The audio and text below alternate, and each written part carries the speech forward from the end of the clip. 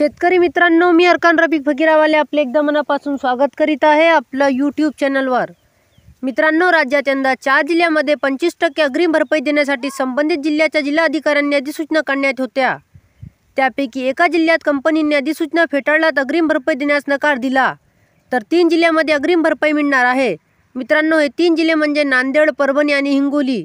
या 3 जिल्ह्यांमधील 18,84,000 शेतकऱ्यांना 705 कोटी रुपयांची अग्रिम भरपाई मिळणार आहे। मित्रांनो, या 3 जिल्ह्यांमध्ये अग्रिम भरपाई देण्यासाठी कंपन्या तयार झाल्या आहेत। मित्रांनो, परभणी जिल्ह्यात सर्वाधिक 296 कोटी 88 लाख रुपयांची अग्रिम भरपाई शेतकऱ्यांना मिळणार आहे, तर नांदेड जिल्ह्यातील शेतकऱ्यांना 245 कोटी 59 लाख रुपये अग्रिम भरपाई मंजूर करण्यात आली। मित्रांनो, तसेच हिंगोली जिल्ह्यातील शेतकऱ्यांना 154 कोटी 36 लाख रुपये अग्रिम भरपाई मंजूर करण्यात आली आहे।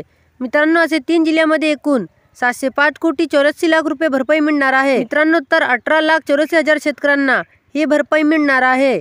मित्रांनो, हा व्हिडिओ तुम्हाला माहितीपूर्ण आणि उपयुक्त वाटला असेल तर व्हिडिओला लाईक करा, आणि तुम्ही चॅनलवर नवीन असाल तर चॅनलला नक्की सबस्क्राईब करून घ्या। मित्रांनो, या व्हिडिओमध्ये एवढंच। भेटूया नवीन व्हिडिओमध्ये नवीन माहितीसह। वस्सलाम।